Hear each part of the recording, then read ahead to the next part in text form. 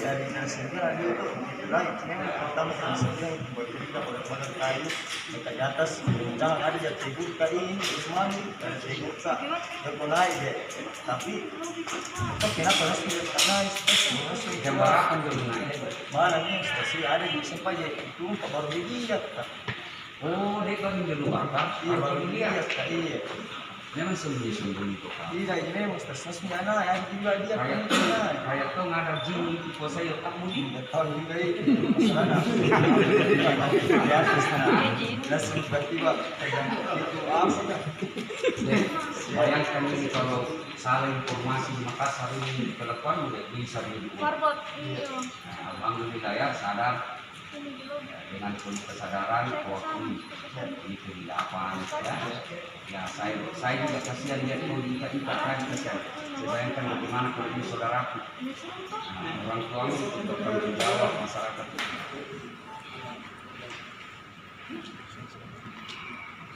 maksud saya apakah antisipasi jangan sampai dikirim ke arah sana begitu Pak? Oh tidak ada ini murni kriminal kalau rekan-rekan dalam ini hal yang sensitif betul-betul rekan-rekan juga saya harap bisa utuh menyampaikan dari mungkin kronologis kami mendapat informasi.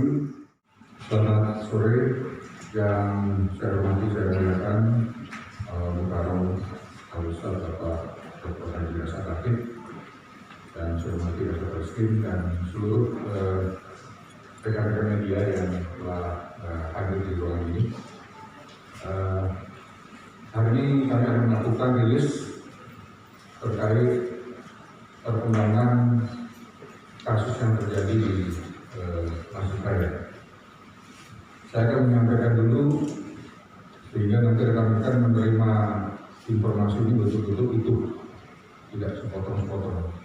Tangkapan CCTV yang seperti yang saya sampaikan tadi bahwa motif pelaku ini karena merasa kesal setiap tidur di masjid selalu ditegur oleh security.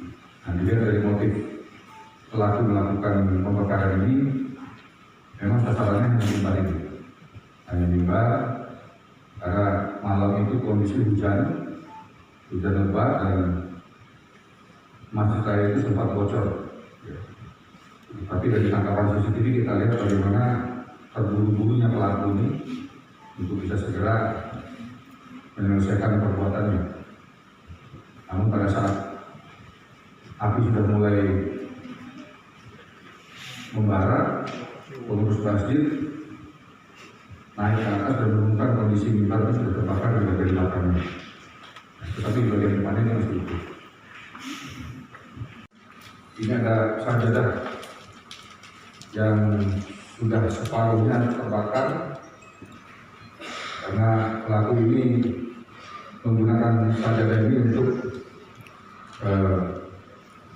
cepat terbakar di mimbar masjid ini. Kemudian ini adalah potongan-potongan dari mimbar yang ada di dalam Masjid Raya telah dilakukan pembakaran oleh pelaku.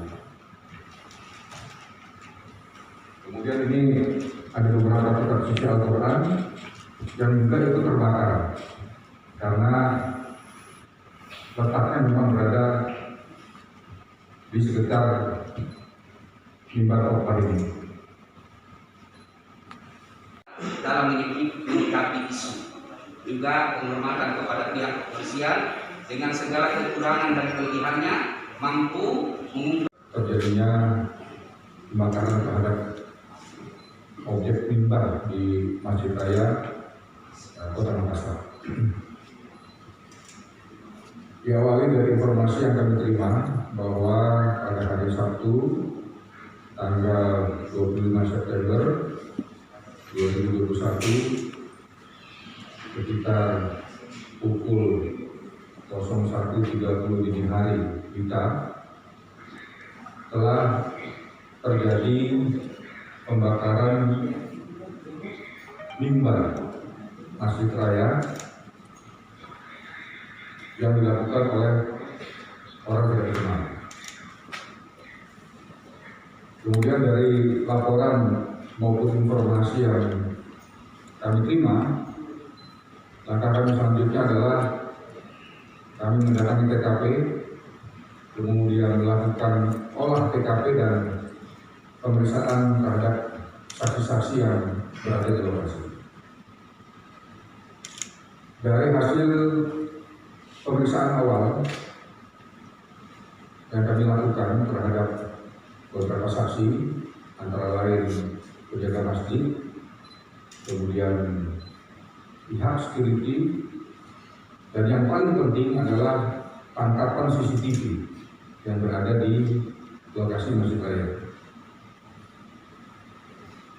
Dari keterangan saksi maupun tangkapan CCTV ini berhasil kita identifikasi diduga pelaku yang melakukan pembakaran mimbar di Masjid Raya ini. Kemudian setelah selesai kita semua mengambil keterangan saksi-saksi, kami membagi dua tim. Satu tim yang melaksanakan olah TKP untuk membantu rekan-rekan dari Ditlantas Polres Sulsel karena ditemukan sisa pembakaran, ada botol yang diduga ini minyak tanah. Tetapi nanti lapor yang akan rilis karena lapor yang punya keahlian untuk menentukan bahan-bahan ini. Ya, saat ini kita sudah tetapkan sebagai tersangka. Dijerat dengan Ya. dijerat masalah apa ya?